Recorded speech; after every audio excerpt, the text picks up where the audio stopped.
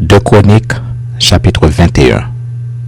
Josaphat se coucha avec ses pères, et il fut enterré avec ses pères dans la ville de David, et Joram son fils régna à sa place.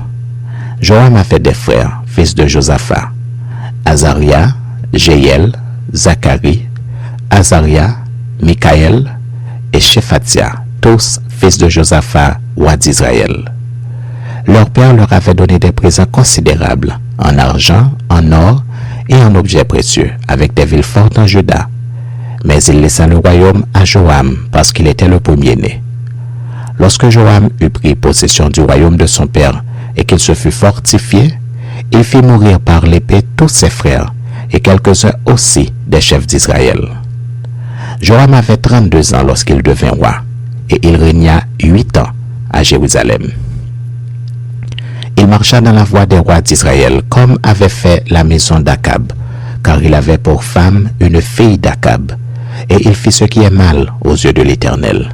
Mais l'Éternel ne voulut point détruire la maison de David à cause de l'alliance qu'il avait traitée avec David et de la promesse qu'il avait faite de lui donner toujours une lampe à lui et à ses fils. De son temps, Édom se révolta contre l'autorité de Juda et se donna un roi.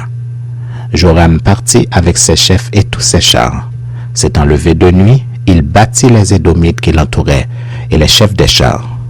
La rébellion d'Édom contre l'autorité de Juda a duré jusqu'à ce jour. Libna se révolta dans le même temps contre son autorité parce qu'il avait abandonné l'Éternel, le Dieu de ses pères. Joram fit même des hauts lieux dans les montagnes de Juda. Il poussa les habitants de Jérusalem à la prostitution et il séduisit Juda. Il lui vint un écrit du prophète Élie disant: Ainsi parle l'Éternel, le Dieu de David ton père.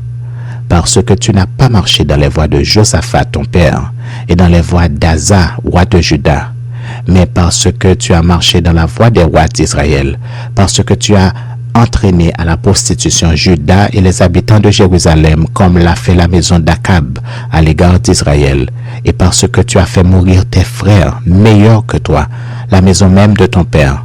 Voici, l'Éternel frappera ton peuple d'une grande plaie, tes fils, tes femmes et tout ce qui t'appartient. Et toi, il te frappera d'une maladie violente, d'une maladie d'entrailles qui augmentera de jour en jour jusqu'à ce que tes entrailles sortent par la force du mal.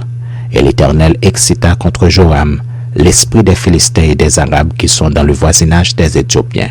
Ils montèrent contre Juda, ils firent une invasion, pillèrent toutes les richesses qui se trouvaient dans la maison du roi, et emmenèrent ses fils et ses femmes, de sorte qu'il ne lui resta d'autre fils que Joachaz, le plus jeune de ses fils.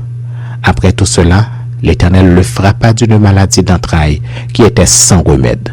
Elle augmenta de jour en jour, et sur la fin de la seconde année, les entrailles de Joram sortirent par la force de son mal.